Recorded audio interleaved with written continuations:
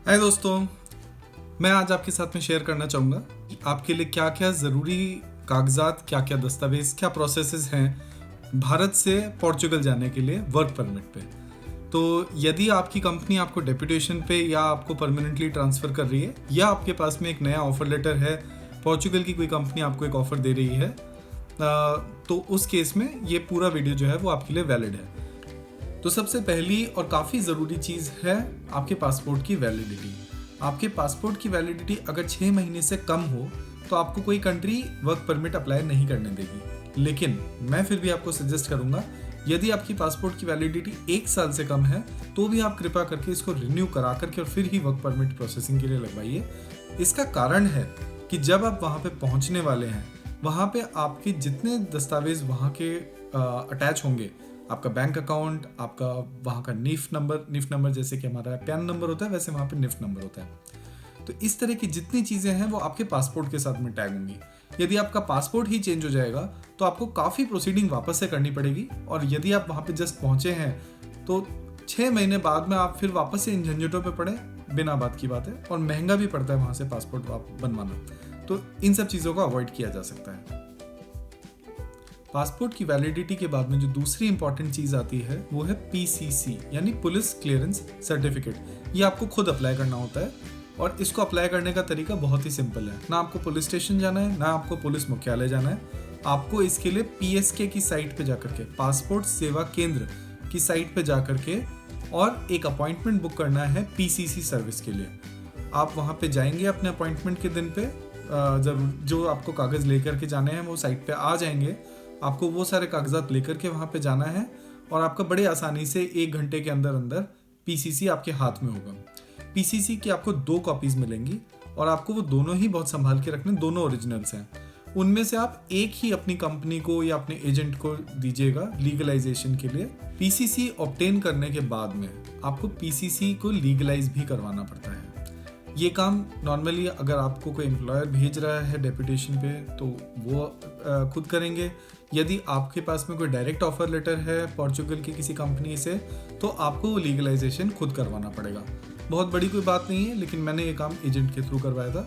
यदि आप ministry of external affairs वगैरह में डायरेक्टली करना चाहें तो आप कर सकते हैं। इसका शुल्क मेरे ख्याल में 50 रुपये है, 50 रुपये 60 रुपये शुल्क, ज़्यादा नहीं होगा। लेकिन यदि आप एजेंट के थ्रू जाएंगे तो आप ये मान कर के चलिए कि आपका 1,500 से 3,000 रुपये पर डॉक्यूमेंट इसके लिए खर्च होगा। लीगलाइजेशन के प्रोसेस के बाद में जो आपका पीसीसी डॉक्यूमेंट है उसके ऊपर एक ठप्पा नजर आएगा, जैसे कि यहाँ पे आप देख सकते हैं। ये ठप्पा ये बताता है पोर्चुगल की एम्बेसी को कि इस डॉक्यूमेंट की validity ministry of external affairs ने, यानी भारतीय गणराज्य ने कर रखी है। पीसीसी ऑब्टेन करने के बाद में आपको यदि आप डेपुटेशन पे जा रहे हैं तो आपको सीओसी भी ऑब्टेन करना पड़ेगा। ये क्या होता है मैं थोड़ा सा एक्सप्लेन करता हूँ।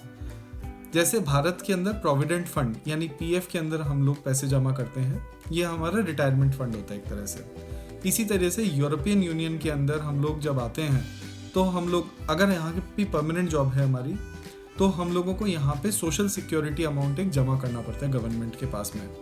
इस सोशल सिक्योरिटी के अगेंस्ट में हम लोगों को कुछ बेनिफिट्स भी मिलते हैं, जैसे कि यहाँ के सरकारी अस्पतालों में हमारा इलाज फ्री होगा। 65 साल की उम्र के बाद में जो हमारा रिटायरमेंट का वो पैसा है वो हमें एक मुश्त नहीं मिल करके हमारे को पर मंथ पेंशन के रूप में, सैलरी के रूप में एक तरह से मिलता रहेगा पर मंथ 65 की उम्र के बाद में। लेकिन इस बारे में हर कंट्री के अपने अपने रूल्स अलग हैं यूरोप के अंदर, तो इस बारे में कभी कोई विस्तार से चर्चा हो जाएगी।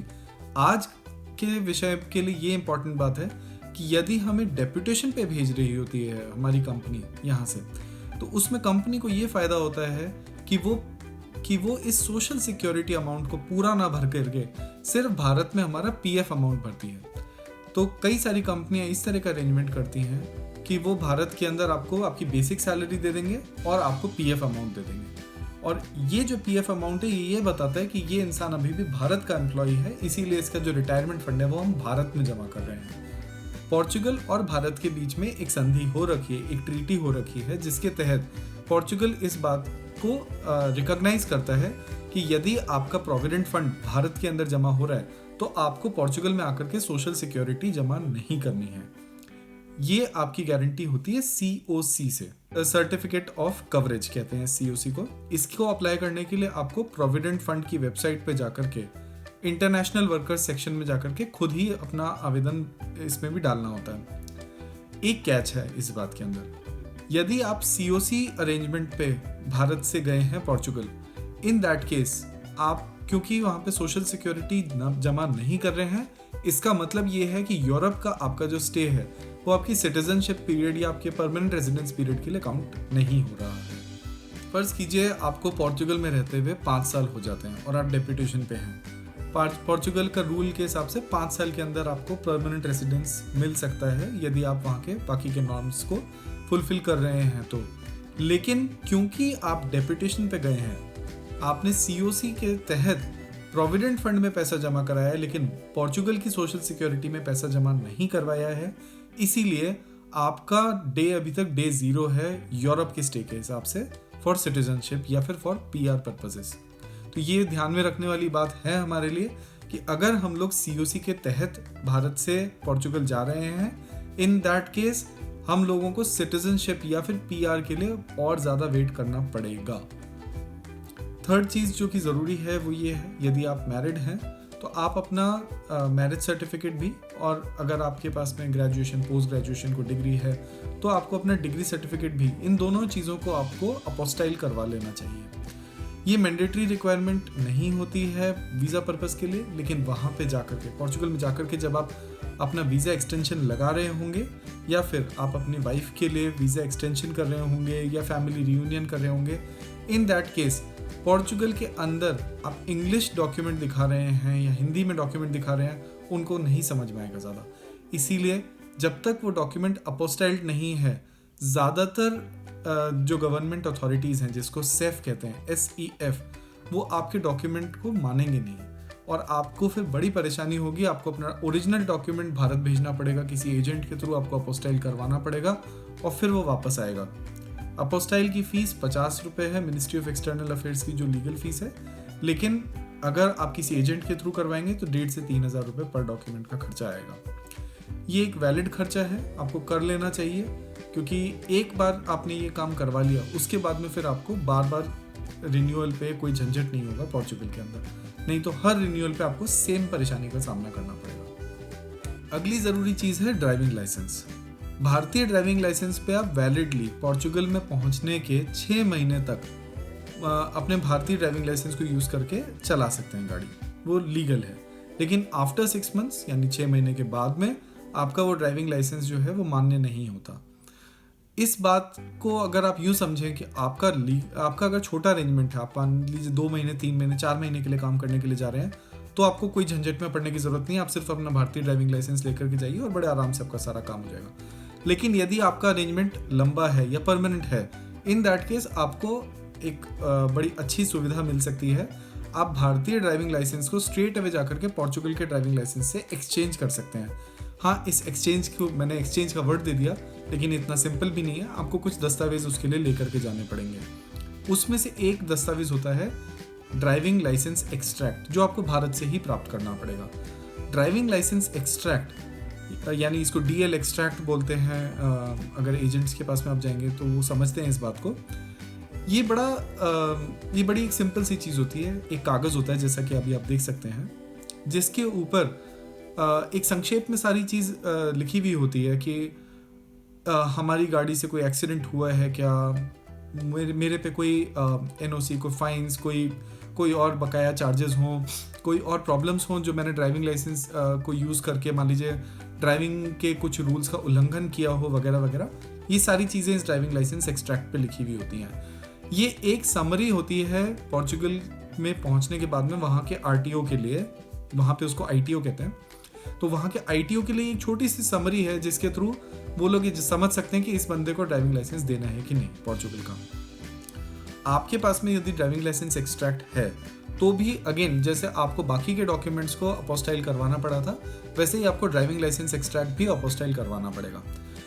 जो भी आप अपोस्टाइल करवाएंगे इस तरह की चीज़ें, स्पेशली ड्राइविंग लाइसेंस एक्सट्रैक्ट, तो वो एक परमानेंट चीज़ नहीं है। आपका डिग्री सर्टिफिकेट, मैरिज सर्टिफिकेट तो आपके लिए लाइफ टाइम डॉक्यूमेंट थे, तो उसको आपने अपोस्टाइल करवाया, वो दैट वाज ओके, वो तो आपके लिए लाइफ टाइम की बात होगी। लेकिन ये जो चीज़ है ड्राइविंग लाइसेंस एक्सट्रैक्ट, ये आपके लिए हर 6 महीने में आपकी स्थिति अलग हो सकती है। हो सकता है आप नया कोई एक्सीडेंट कर दें, तो ड्राइविंग लाइसेंस एक्सट्रैक्ट अगर आपका 6 महीने से पहले अपोस्टाइल्ड है या 6 महीने से पहले आपका ड्राइविंग लाइसेंस एक्सट्रैक्ट अगर लिया हुआ है, इस बात पे वहाँ का लोकल ITO आपके लिए ऑब्जेक्शन क्रिएट कर सकता है। तो आप अपने जाने के ज़रा से कुछ टाइम पहले ही ड्राइविंग लाइसेंस का एक्सट्रैक्ट निकलवा के उसको अपोस्टाइल करवा के फिर पोर्चुगल जाइए। अब आप पोर्चुगल पहुँचे तो जैसा कि मैंने कहा था, आप एक्सचेंज कर सकते हैं। एक्सचेंज करने के लिए भी लेकिन एक टाइम पीरियड है। आप सिर्फ 90 दिन तक, आपकी एंट्री के 90 दिन तक ही आप सिर्फ वो डॉक्यूमेंट को लेकर के, यानी ड्राइविंग लाइसेंस एक्सट्रैक्ट को और आपके इंडियन ड्राइविंग लाइसेंस को लेकर के और आप पोर्चुगीज ड्राइविंग लाइसेंस में तब्दील करवा सकते हैं। अगर ये 90 दिन का पीरियड खत्म हो गया आपकी फर्स्ट एंट्री ऑफ पोर्चुगल के बाद में, इन दैट केस आपको फिर से एक और मौका मिलता है। आपका जो पहला वर्क परमिट होगा वो होगा शायद 90 दिन का या 1 साल का, इन दोनों में से कोई एक होता है, डिपेंड करता है आपकी एप्लीकेशन पे आप क्या लिखते हैं। तो इन दोनों में से कोई एक वैलिडिटी का वर्क परमिट आपको मिलेगा। यदि आपको 90 दिन का वर्क परमिट मिला है तो आपको फिर नेशनल ID कार्ड के लिए फिर से वहीं पे पोर्चुगल में रहते हुए ही अप्लाई करना पड़ेगा। पहला चांस आपके पास में था ड्राइविंग लाइसेंस एक्सचेंज करने का 90 दिन के लिए, जब से आप पोर्चुगल में घुसे थे। इसके बाद में दूसरा चांस आपके पास में फिर से बनता है जब आपके पास में नेशनल ID कार्ड आ जाता है। नेशनल ID कार्ड आने के 90 दिन तक आपके पास में फिर से एक चांस है कि आप अपना भारतीय ड्राइविंग लाइसेंस, यानी कि ड्राइविंग लाइसेंस एक्सट्रैक्ट और आपका ड्राइविंग लाइसेंस, इन दोनों को लेकर के जाएं और आप अपना पोर्चुगल का ड्राइविंग लाइसेंस लेकर के आ जाएं। तो अब डिपेंड करता है आपके वर्क परमिट की वैलिडिटी के ऊपर कि वो 90 दिन की है या 1 साल की है। इस पर डिपेंड करता है कि आपको कब ये काम करना चाहिए। लेकिन ड्राइविंग लाइसेंस यूरोप का लेने में बहुत सारे फ़ायदे हैं। एक तो आपको वहाँ का चलाने का एक्सपीरियंस ही अलग है, बहुत ही खूबसूरत और उम्दा सड़कें हैं, सब कुछ बढ़िया है। इसके अलावा यदि आप बस स्टैंड या रेलवे स्टेशन या मेट्रो स्टेशन इनके पास में अगर आप अपना घर लेना चाहते हैं ताकि आप पब्लिक ट्रांसपोर्ट को यूज़ कर सकें, इन दैट केस आपके काफ़ी खर्चे बढ़ जाएंगे, आपका रेंट रेट बढ़ जाएगा। इसकी वजह आप थोड़ा सा दूर में अगर घर लेते हैं जहाँ पे आपको घर भी बड़े मिलेंगे, खुले मिलेंगे, रेंट कम होगा, तो आपकी जो कार की या ड्राइविंग लाइसेंस की मेंटेनेंस की जो कॉस्ट है ये आपकी वहीं से निकल जाएगी। तो आपका लिविंग स्टैंडर्ड ऊपर हो जाएगा, जबकि आपकी कॉस्ट ऑफ लिविंग वहीं की वहीं रहेगी। तो इसीलिए मैं सजेस्ट करूँगा कि आप ड्राइविंग लाइसेंस के बारे में इन्वेस्ट करें या एटलीस्ट सोचें तो ज़रूर कि आपको क्या करना है इस बारे में। पोर्चुगल के अंदर वर्क परमिट का सक्सेस रेट, यानी कि वर्क परमिट मिलने की जो सक्सेस रेट है वो बहुत ज़्यादा है। तो यदि आपके डॉक्यूमेंट सारे पूरे हैं, यदि आपके डिग्री सर्टिफिकेट मान्य है, सब कुछ सारी चीज़ें इन ऑर्डर हैं और यदि आपको एक ठीक ठाक पैकेज मिल रहा है तो पोर्चुगल पहुंचने में कोई दिक्कत नहीं आनी चाहिए आपको। होप आपको कुछ जानकारी मिली होगी, कुछ चीज़ें समझ में आई होंगी। कोई चीज़ें जो आपके बहुत स्पेसिफिक हैं आपके केस के लिए, आप वो लिख करके अलग से कमेंट बॉक्स में पूछ सकते हैं मुझसे। मैं कोशिश करूंगा कि मुझे जहाँ तक मालूमात है मैं आपको वहाँ उस बारे में जानकारी दे सकूँ। तो अब आखिर में सिर्फ मैं आपसे इतना कहना चाहूँगा कि यदि आपको इस वीडियो के अंदर कोई वैल्यू मिली हो, कुछ चीज़ नहीं पता चली हो, तो प्लीज़ वो लाइक का बटन जो है उसको ज़रूर दबा दीजिएगा। Thank you so much, have a nice day, bye.